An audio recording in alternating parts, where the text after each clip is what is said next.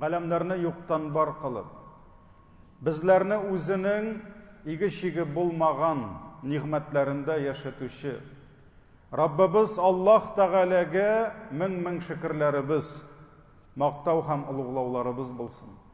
Безгә шушы хак динебезне өйрәткән, безнең өчен иң хәерле, иң күркәм үрнәк булган сөекле пәйгамбәребезгә күңел түрләребездән чыккан дугаларыбыз Аллаһының сәламе һәм салаваты булсын.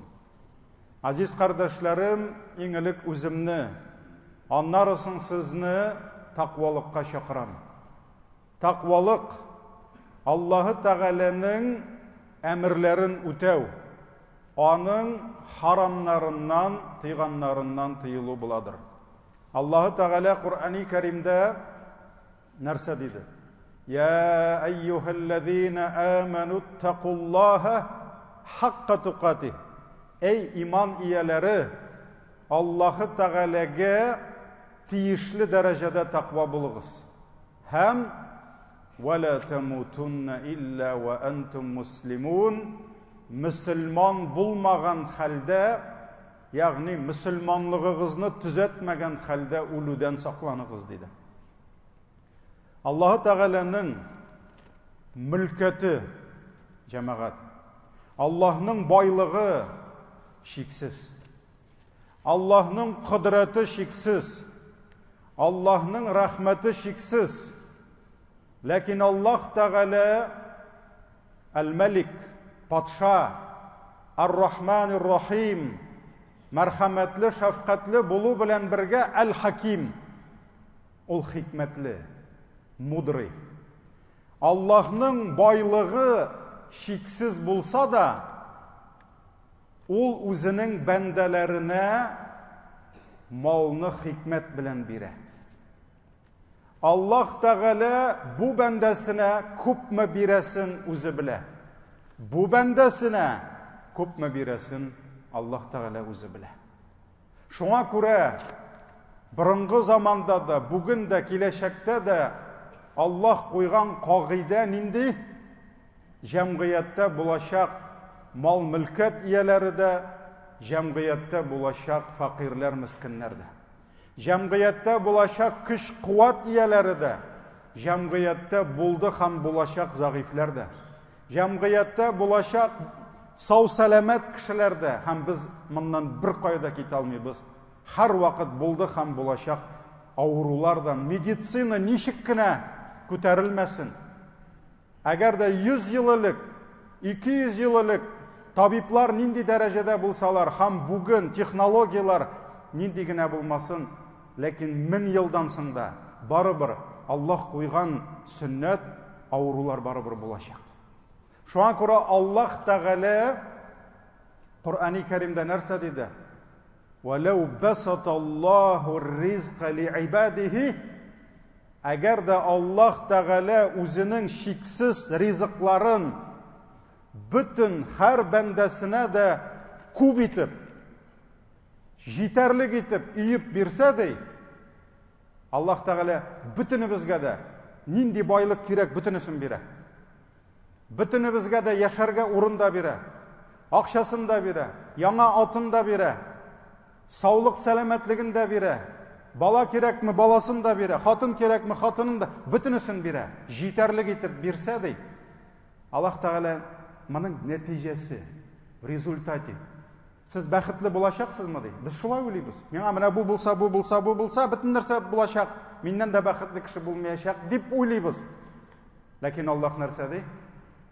وَلَوْ بَسَطَ اللَّهُ الرِّزْقَ لِعِبَادِهِ لَبَغَوْا فِي الْأَرْضِ ди. Әгәр дә Аллаһ һәр бер бәндәсенә үеп бирсә ди, алар бәхетле булырлар иде дими, алар озып бетәрләр иде ди. Озып, хак юлдан тайпылып, рәхәткә шыдый алмыйча бузылып бетәрләр иде ди. Вәләкин Аллаһ Тәгалә әйтә, ләкин ди биқадари ма яша ди. Аллаһ ди, мин ризыкларыгызны индерәм ди. Аллаһ Тәгалә теләгән тәкъдир белән, билгеле бер меру бирәм ди. Һәр берегезгә ди. Ни өчен? Иннаху би'ибадихи хабирун басир ди. Чөнки Аллах һәрбер бәндәсен белә ди. Ул белә кемгә күпме бирергә. Ул хәл итә. Кемгә Mercedes-та йөрергә, кемгә Toyota-да йөрергә, кемгә Grand-да йөрергә, кемгә җәяү йөрергә. Аллаһ Тәгалә үзе хәл итә.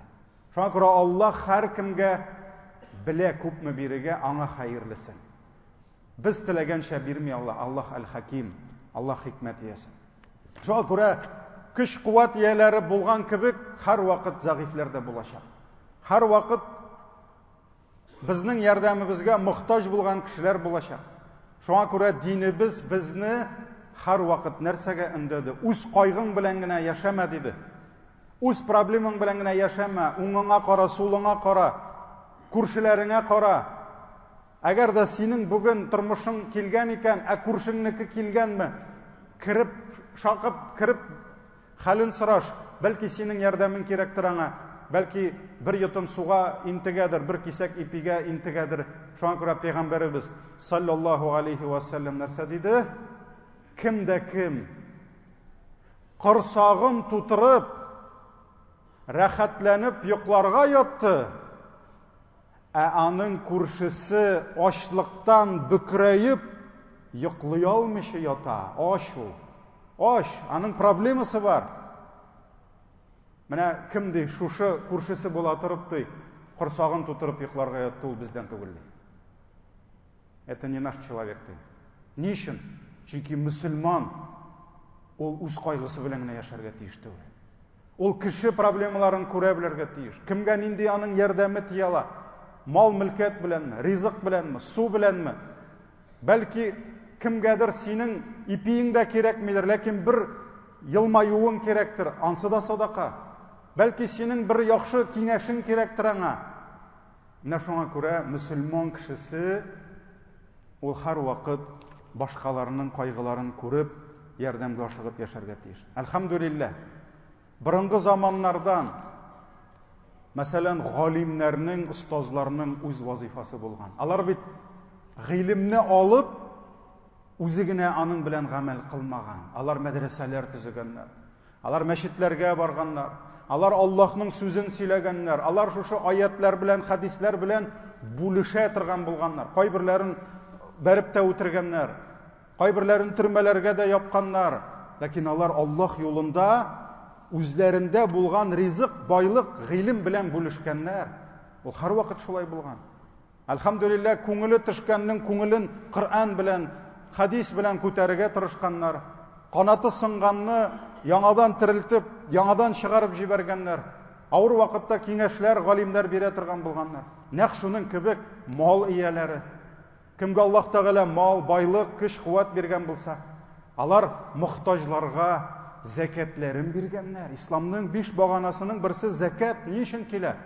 Чөнки әгәр дә без намазыбызны укып, хаҗыбызны кылып, уразабызны тотып, безнең ярдәмебезгә мохтаҗ булган кешеләргә аларның хәлләренә кирмәсәк, аларның да ризыкларын кайгыртмасак, алар бит Аллаһка гыйбадәт кылып яшәү аларга авыр булачак. Ул ипиен уйласынмы, әллә башкасын уйласынмы? Шуңа күрә карагыз, Пәйгамбәребезнең сөннәте хәтта бәйрәмдә, 2 бәйрәмебез бар. Рамазан аеннан соң гаит һәм Корбан гаите. Шунда дагы бәйрәм бүтән кешегә дә бәйрәм булсын өчен Рамазанда нишлибез? Фитра садакасы. Фитра садакасының берничә мәгънәсе бар. Шуларның берсе нәрсә? Бәйрәм табынында синең генә түгел, синең фақир күршеңнең дә табынында ризык булырга тиеш. Чөнки әгәр дә фақирлектә булган семьяның, гаиләнең бүген бәйрәмдә табынында ризык булмаса, нинди бәйрәм була инде аларга? Шуңа күрә Пәйгамбәребез нәрсә диде?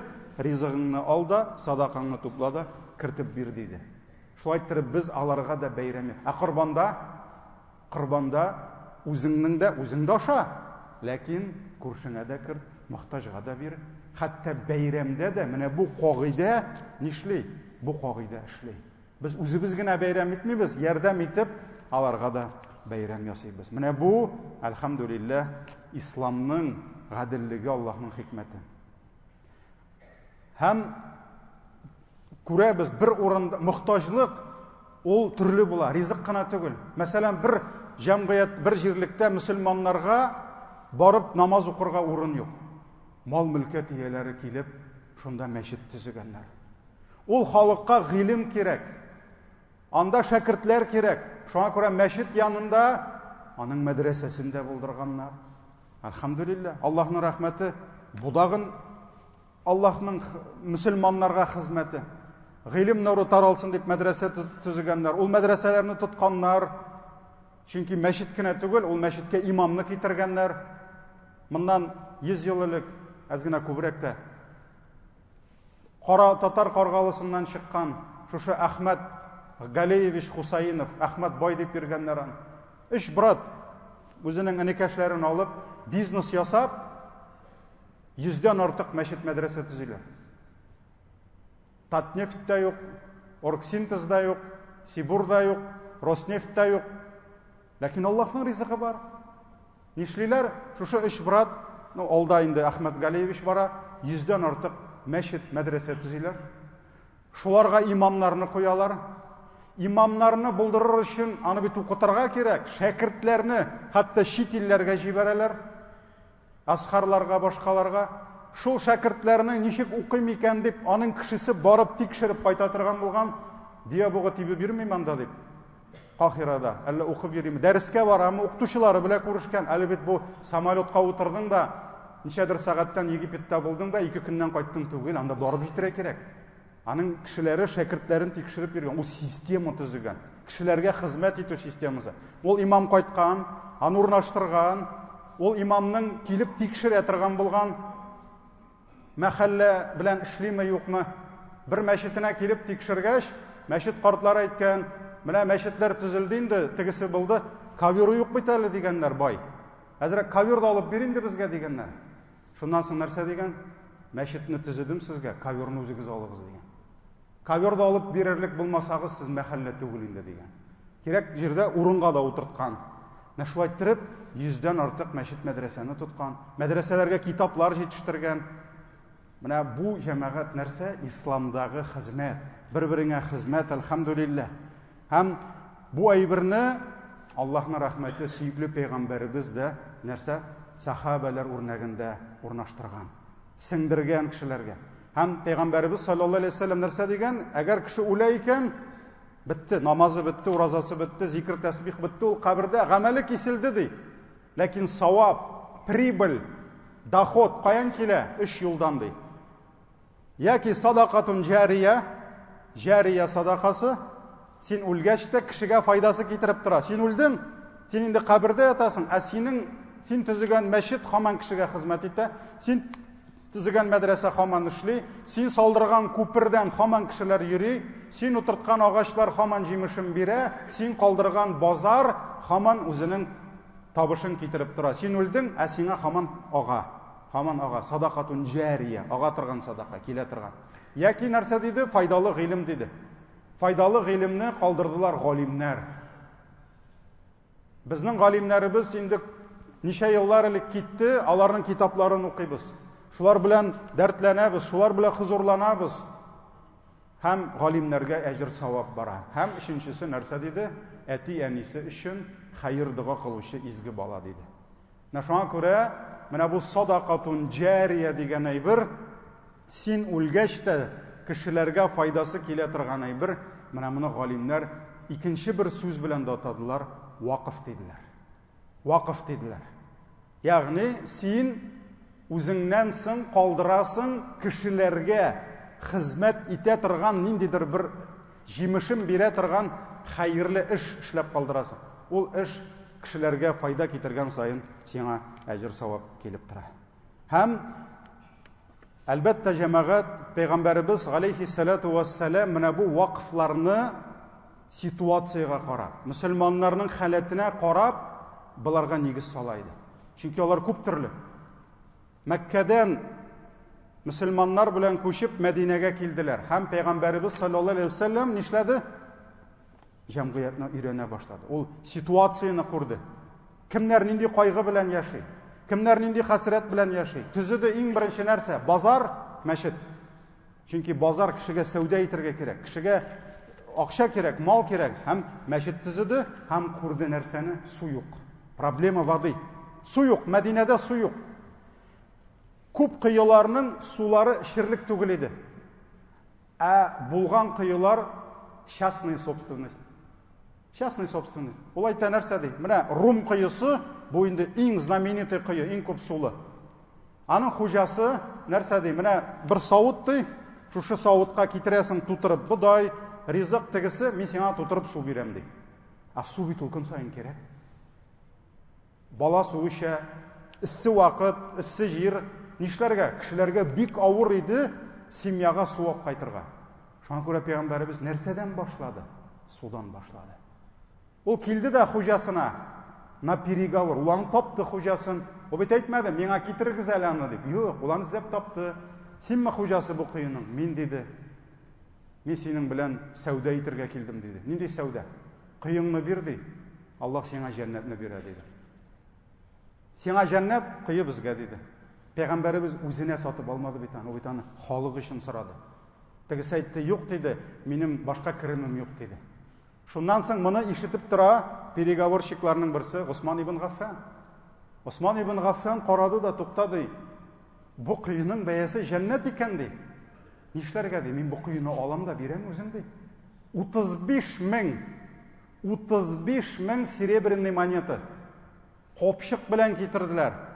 Һәм теге кыйы хуҗасының каршысына менә булай итеп куйды да әйтте: "Бир кыйынны" диде. Никаких анда торговли, сатулашу бер нәрсә юк. Чөнки теге якта нәрсә? Җәннәт.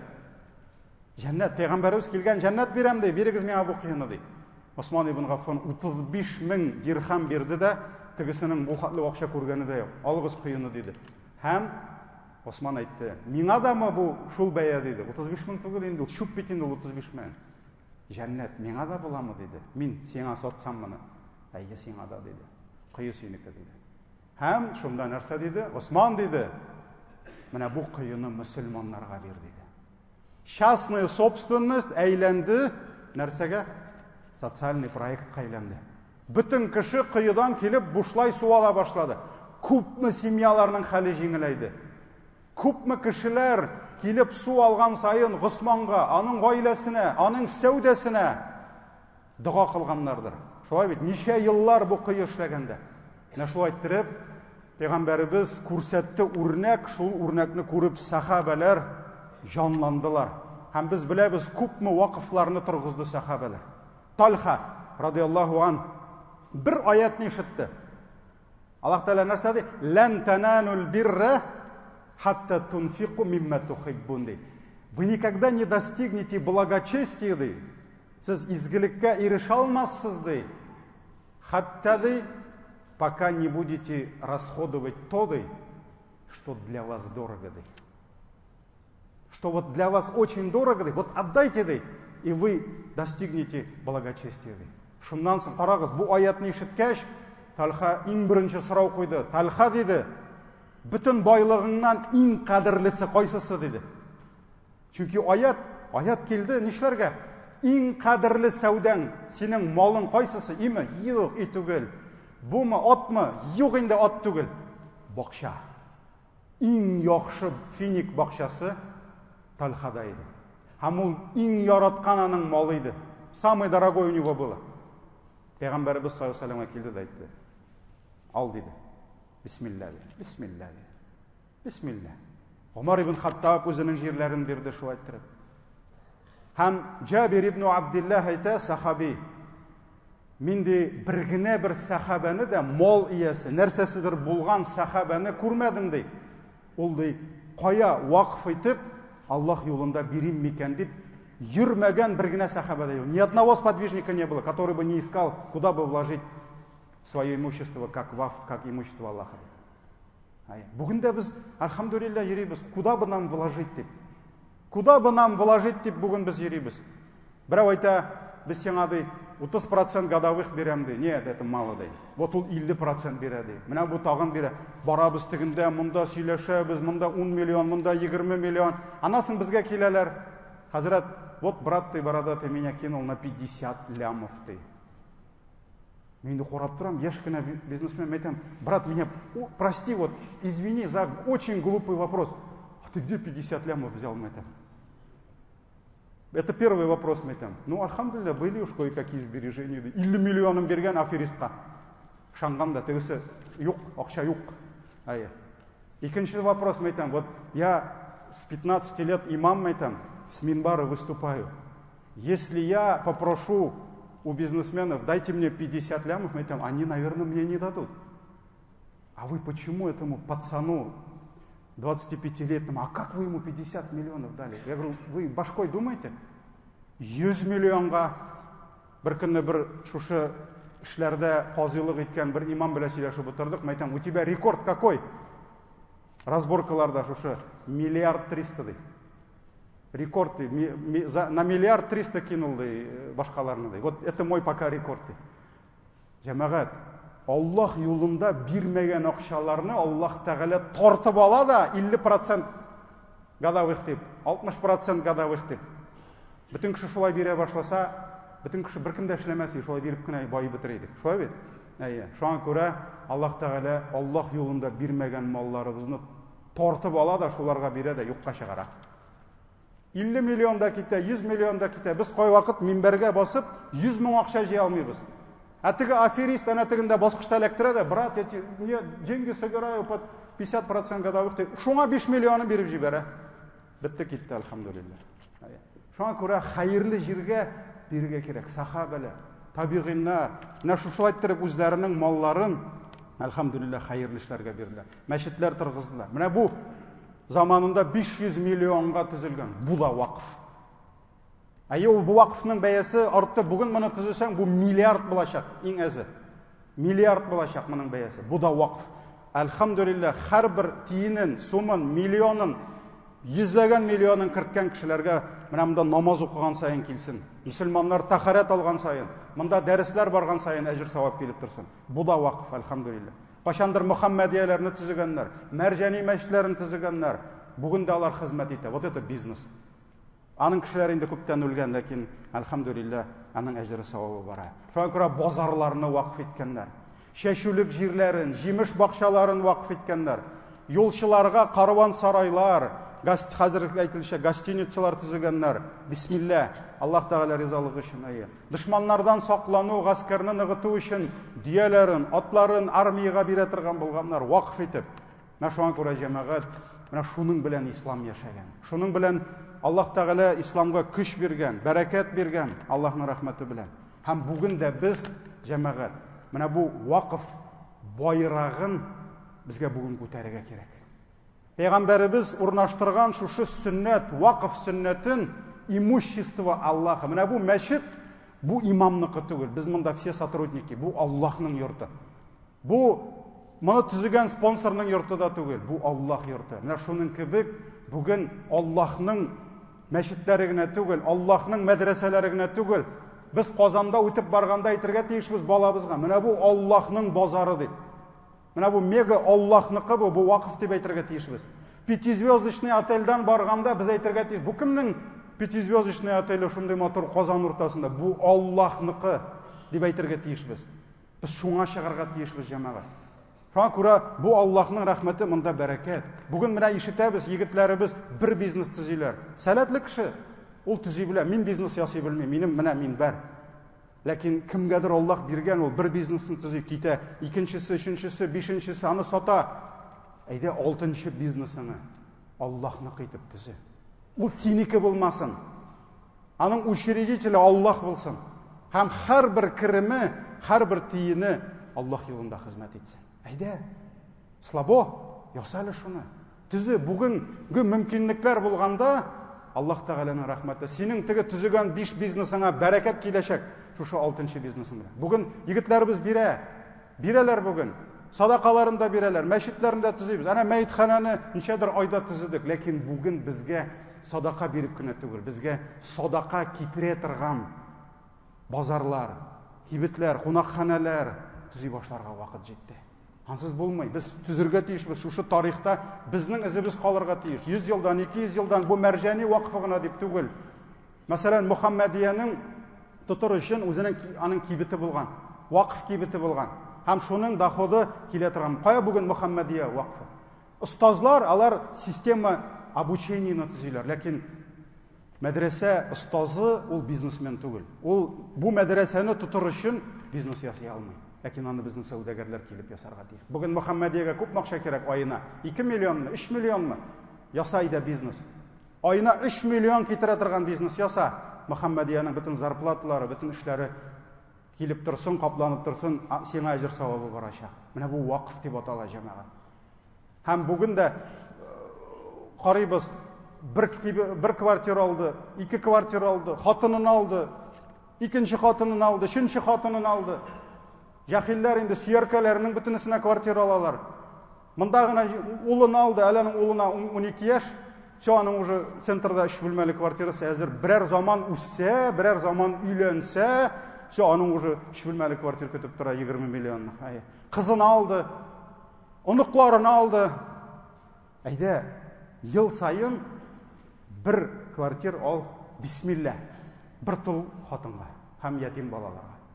Валлаһи җәмәгать, бездә шул хәтлек байлар күп, бездә тул хатыннар җитмәячәк квартираларга. Бездә ятим балалар җитмәячәк бездәге мөлкәтнең күплегенә. Бу бит Аллаһның рәхмәте безгә. Кимдә ким bir тул калган хатынга, ятим калган балаларга, мискин фақиргә аны алды үзенең карамак астына, под свою опеку. Он подобен тому, кто сражается на пути Аллаха, каждую ночь выстаивает намазы и каждый день постится. Карагы, син bir гаиләне алдың, менә үз гаиләңне тота аласыңмы? Афарин. Әйдә, ал тагын 2, син акчаң күп. Ал тагын 3 гаиләгә әйт, кил, имамга кил, фондларга кил, бирегез миңа диген. Хуҗаларын югалткан, мохтаҗлыкта булган 3 гаиләне. Булды, мин аларны полностью обеспечиваю диген. Әйт, бисмилла.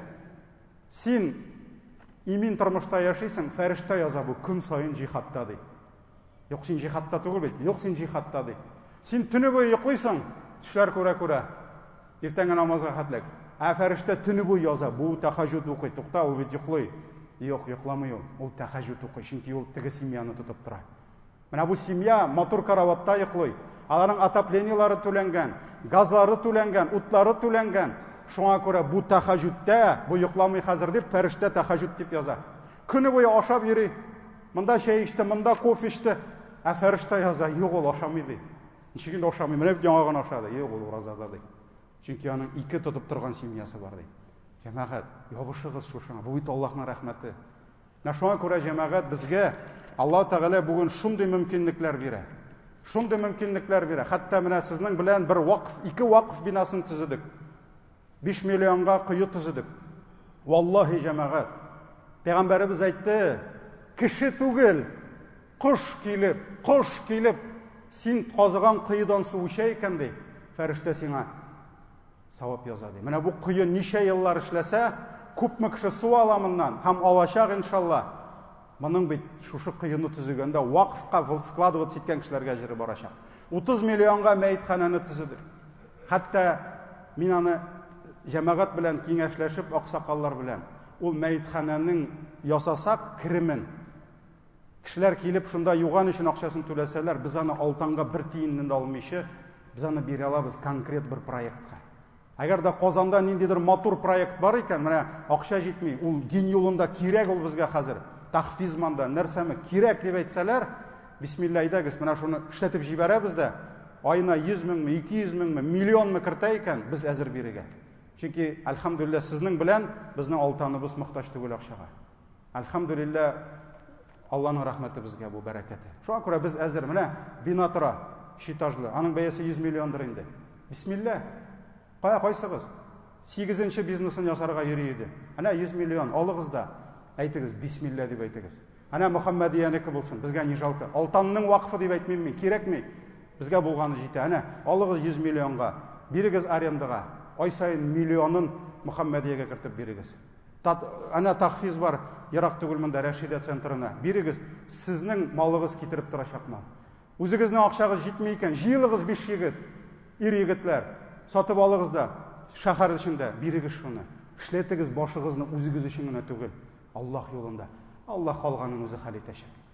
Безгә устоз әйтә иде: Хазрат, у нас преподаватель говорил: решайте вопросы Аллаха, и Аллах будет решать все вопросы дип әйтә. Шуңа күрә Аллах өчен эшләгез, бөтен эшегезне Аллах эшләячәк. Алхамдулилlah. Аллах Тәгаләнең юлында күпме гомер бирсә, хезмәт итәргә, гыйбадат кылырга Раббим насыйп итсен. Баракаллаху лана ва лакум фил Кур'анил азим ва нафагъна бил аяти ва зикрил хаким. Иннаху хувал гафурур рахим.